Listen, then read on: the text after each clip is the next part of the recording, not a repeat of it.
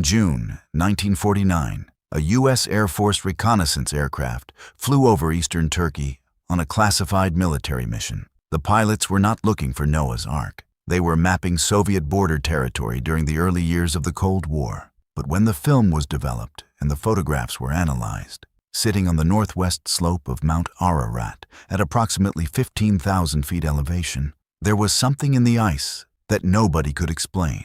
An elongated, angular object, partially buried, partially exposed, jutting out of snow and glacial ice at an altitude where no natural rock formation of that shape should exist. The photographs were immediately classified. They stayed classified for 46 years. When they were finally released in 1995 under the Freedom of Information Act, the Defense Intelligence Agency's own analysis described the object as, and this is their exact wording, a combination of shadows, ice, and snow. That object sits on Mount Ararat right now, and to this day, not a single expedition has successfully reached and directly examined it on the ground. That is not a conspiracy. That is a fact. And it is one of at least a dozen pieces of this story that mainstream media never puts in the same room at the same time. Let us establish what actually happened in 2026, because the headlines were extraordinary, and the reality behind them is more complicated than either believers or skeptics want to admit.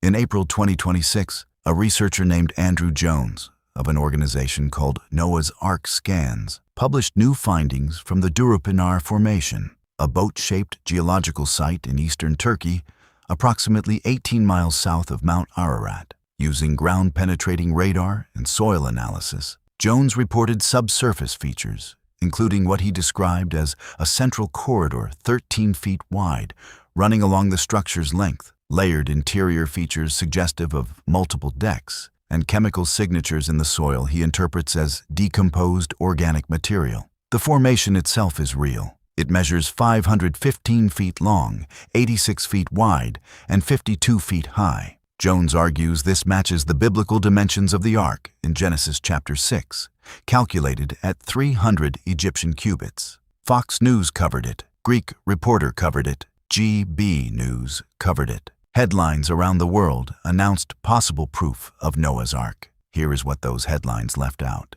The Durupinar Formation was first identified in 1959. It has been examined by researchers, geologists, and archaeologists for 67 years. In 1996, 30 years before Jones's latest scans, a peer-reviewed paper published in the Journal of Geoscience Education by geologist Dr. Lawrence Collins identified the structure as a naturally occurring syncline-anticline erosional mound, a standard geological formation created when layers of sedimentary rock are compressed, folded, and eroded over millions of years. The boat shape is a product of geology, not human construction. The Turkish government conducted its own ground-penetrating radar surveys at this exact site in 2014 and again in 2019. Their conclusion: the angular features interpreted by Ark researchers as structural walls and right angles are composed of limonite, iron-bearing sedimentary rock, arranged by ordinary geological processes. And here is the sharpest skepticism of all. It does not come from secular scientists. It comes from Answers in Genesis, the young earth creationist ministry with the single strongest theological motivation in the world to want this to be Noah's Ark. Their public assessment of Jones's 2026 findings states that Jones was convinced of his answer before the surveys began, and that labeling radar signals decks and corridors is interpretation dressed up as data. When the organization that built a full-scale Ark replica in Kentucky as an act of faith says the evidence is insufficient, that is a meaningful data point. Now here is what the evidence actually shows across 2,000 years of this search, because the honest picture is far more extraordinary than any single claim. Fernand Navarre, a French explorer, retrieved wood fragments from the ice on Mount Ararat at 13,750 feet elevation in 1955. He submitted them to multiple laboratories. The University of Bordeaux tested them. The National Museum of Natural History in Paris tested them. UCLA tested them. Every laboratory returned the same result. The wood dated to between 260 AD and 790 AD. Medieval, not ancient. consistent with material left by pilgrims and monks known to have operated on the mountain during that period. The Genesis text itself creates a problem that almost nobody discusses. The Hebrew word used for Noah's Ark is teba.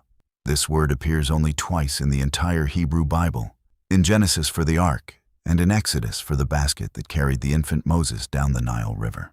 Teba does not mean a navigational vessel. It means a box, a chest, a container designed for floating and preservation, not for sailing. Genesis describes a rectangular box.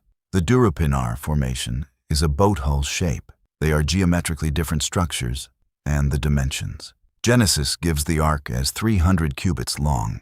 At the standard Hebrew cubit of 18 inches, that is 450 feet. The Durupinar Formation is 515 feet.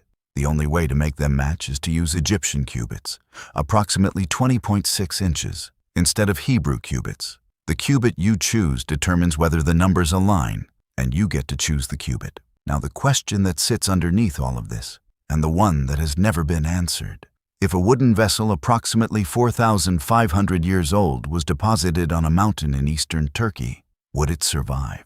The honest answer from archaeology and geology is almost certainly no. Wood does not survive millennia in open mountain environments. The freeze-thaw cycles, the moisture, the oxidation, the microbial activity, these processes destroy organic material completely over centuries, let alone thousands of years. The oldest surviving wooden artifacts in the world were found in sealed, anoxic environments, Egyptian tombs, permafrost, waterlogged bogs, not exposed mountain slopes. Some researchers, including geologist Marcus Ross, have proposed that Noah's family would have used the ark as a lumber source after landing, the only wood available in a post-flood landscape, which means the physical absence of the ark is not evidence against the biblical account. It is what the biblical account would predict. That argument does not prove the ark existed, but it does explain why searching for physical remains may be structurally impossible, regardless of whether the event happened. Here is what the full record shows when you read it without an agenda in either direction. The search for Noah's Ark has involved U.S. military intelligence agencies, the CIA, the Apollo astronaut James Irwin, who led multiple expeditions to Ararat in the 1980s, governments, universities, and independent researchers from dozens of countries across more than a century of active investigation. It has produced government photographs of unexplained anomalies that remain unexamined on the ground. It has produced medieval wood retrieved from high-altitude ice, whose origin within that medieval period nobody has explained. It has produced a boat-shaped geological formation with puzzling subsurface features that mainstream geology identifies as natural, and that one research team continues to investigate with increasingly sophisticated technology.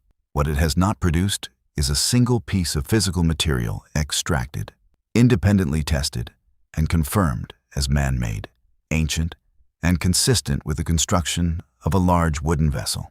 Not one piece. Jones and his team acknowledge this. Their own website states they are not claiming to have found an intact ship. They are looking for residual chemical traces of a vessel that may have decayed completely into the soil it rested on. Core drilling is planned. Excavation has not begun. The 2026 findings from Durupinar are not proof of Noah's Ark. They are new data from an old site, interpreted by a researcher who believes he knows what he is looking for, using technology that previous Turkish government surveys used at the same location and reached different conclusions. That does not mean Jones is wrong. It means his hypothesis has not been tested to the standard that would make it knowledge rather than interpretation. The Ararat Anomaly in the 1949 government photographs remains the single most genuinely unexplained piece of physical evidence in this entire search. An unidentified object at 15,000 feet on a militarily restricted mountain, photographed by the U.S. Air Force, analyzed by the CIA, still unexamined on the ground 77 years later. If Noah's Ark is anywhere, the most honest thing the evidence supports is this: we have not looked in the right place yet, or we have looked in the right place, and the object we are searching for has been gone for 4,000 years. Both of those conclusions are more interesting than any headline that claims the mystery has been solved, because the mystery has not been solved, and the search, documented, verified, and honestly examined, is one of the most extraordinary stories in the history of human investigation.